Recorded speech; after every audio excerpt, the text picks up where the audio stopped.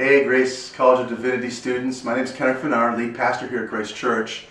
We're going to continue our talking here a little bit with the preaching calendar. Thought being that you've already taken time to pray over the next year, the next 6 months, and you've sort of sought the Lord saying, hey God, what are you doing? And what do you want to do inside of people? Where are people at? And you brainstorm ideas, you filtered it down, and your team feels good about it, you prayed about it, you've got passion about certain things. Maybe you've come up with a list of, hey, we want to do something on margin, we want to do something on unpack your bags, the guilt trip's over, and we want to do something on finances, dollars and cents, or Sermon on the Mount series, biblically preaching out of that, or maybe a marriage series called Happily Ever After. So how do you come up with a preaching calendar? First of all, let me say the benefit of it. It will help free you up as a leader if you don't have to carry the burden of what am I supposed to do this weekend. By planning ahead, it will really help you in your preparation, as well as your team and those around you that help support, maybe with graphic design and other things. They need this in advance, and so it's really worth the effort for you to plan ahead like this. Let's talk a little bit about the year, the calendar, and what it looks like, and I'll just tell you how we think about it a little bit. Really, in a lot of ways, we go more off of a school calendar than just starting in January. A lot of times we think of our year starting in the fall. So if you look at the kind of the fall, particularly Labor Day, you have to look at your culture. Here in Chapel Hill, we have a lot of grad students that move into town, and we actually find that our guest attendance tends to pick up the second or third week in August as a lot of people are moving into town. And so we'll end up with the summer here at the end, but as we go into the fall, what we're thinking about is this: the season we're in. What we want to do is we want to cooperate with the seasons of the year, with the natural rhythms that people are in. So what's going on in the fall? Well, actually in the fall, we have a lot of guests coming to check out the church. I want to encourage you, senior pastors, leaders, that it's best for you, I think, to take off time in June, July, earlier, your vacation or whatever. And if your situation is similar to mine, where people are starting to really come back and visit in August, get your vacation done with, and you need to be ready game on in August. And then you need to pick series that will fit with that natural rhythm of life. So for example, fall, Labor Day, often in August, we've done something of what felt need do people have? So we've done something, for example, I called on margin. And people are trying to balance life. They've got a lot going on. Kids going back to school. They might feel a little overwhelmed. And helping them with their natural rhythms is really good. Labor Day then, you'll have that. People might go out one last time to the beach. The Sunday after Labor Day is a big Sunday. It really kicks off your fall. And so you want to come out that Sunday with a new series that particularly new people would want to connect with. Again, these are often topical, not exegetical or book studies. They're not super deep, third heaven, higher, whatever things. You want to get them where they're at. So, for example, then after Labor Day in the fall, we're doing something this year actually on Unpack Your Bags. The guilt trip's over. So we got this idea from another church. And, different churches have done similar things about baggage or whatever. And so again, that's going to hit a felt need. Most people are carrying around stresses, or they're carrying around guilt and stuff, and to bring them a life-giving message that is positive and can impact them where they live and meet a felt need is very helpful. And then after you kind of grab some of these people in August and September into October, I think then you kind of come into a season where maybe you can build something into people's lives. Let's say you do another series. We're doing one on red letters. So anybody can relate to the words of Jesus. And then in November, maybe do something, building into people's lives a little bit more.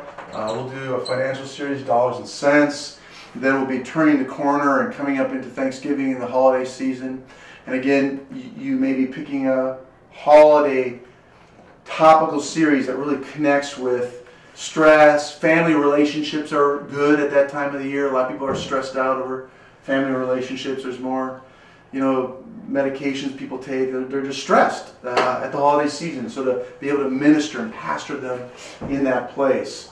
You also then, I want to mention this, you want to get the rhythm of your church together. So for example, if this is a up time in the fall, you want to use that maybe as a time for some extra marketing, maybe a mail or Facebook advertisement, getting the invite cards out to people to kind of maximize this natural growth time.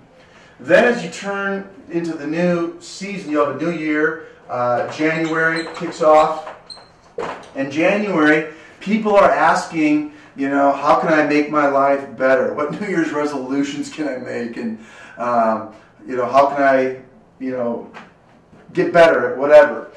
We have done, the last few years, a campaign, and we've done a 40 days campaign.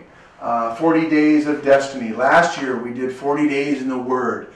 Rick Warren at Saddleback Church had kind of pioneered this, and it's been popular in different churches across America. But it's a powerful concept, a campaign. What do we do with the campaign? What we do is this. We'll, let's say the second, third week in January, we'll do 40 days in the Word. We actually here did this with Rick Warren, and we get everybody on the same sheet of music. So it's a 6-week campaign. There's 6 sermons with 6 big ideas, and there'll be a devotional that everybody does. And we all of our small groups are doing one thing, a 40 days group. So I want to encourage you, what you can do is you can get lots of people to lead small groups. Maybe people who've never led a small group before. You say, hey, it's real easy, low bar. All you have to do is this. We're going to start off January with 40 days in the Word. If you can open your door, set out some cookies, and turn on a DVD, you can run a small group. It's a great way to recruit new small group leaders. And what happens then is they get the sermon on Sunday. They maybe have a devotional that they're doing. They've got a small group that's tied into it. And you play, a 15, 20-minute DVD teaching by Rick Warren on how to get into the Word, and they're doing that all week, and it ties into Sunday morning. I'm telling you, it is one of the most momentum-building things that you can do. You recruit new leaders, you pull in new people, and it really builds. And that's, again, a great time to build. And particularly, again, 40 days in the Word. People want to start the year fresh. They haven't been reading their Bible. They want to, and so that's a great time for that.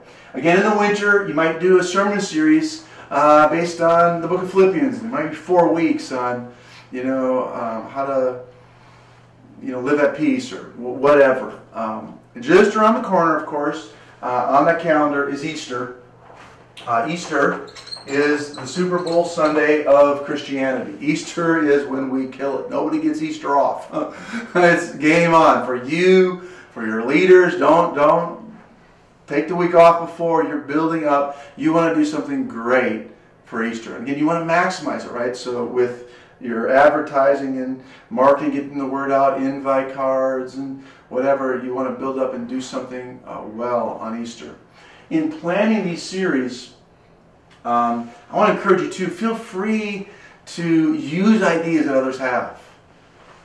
You don't have to come up with something automatic, like from your own mind, the greatest idea that ever came up. You can use ideas that others have, adapt it to your personality, to your context, to your city, to your church and the gifts and talents you have in there. And we've done that at Easter. We've taken kernels of an idea and been able to implement them in a way that really fit who we are. After Easter, it's really good to be able to promote something as a hook, as a draw for people to be able to come after Easter. So a marriage series is excellent, relationship series, something practical that connects with people. Just around the corner from Easter, of course, is Mother's Day. And Mother's Day is another great opportunity to have a special program. Maybe you have a kids choir. Maybe you, as a pastor, have your wife share with you and you can talk through and affirm the mothers. You want to make Mother's Day great. And then you got the summer coming. Again, I've mentioned we use the summer to do some sort of exegetical through the Bible, Sermon on the Mount, Nehemiah, Book of Galatians, digging into the Bible, you know, and it builds, and we tie it in all summer so people can feel connected even when they're traveling. So we'll end up that. Then, okay, we're just around the corner. You're starting again here. Fall is coming quickly. So those are a few things about sermon series.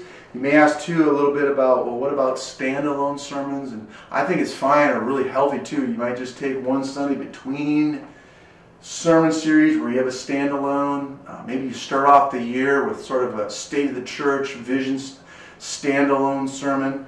So standalone sermons have a place and can be very effective too, well put into to the whole year. So those are a few thoughts that maybe could help you plan your preaching calendar.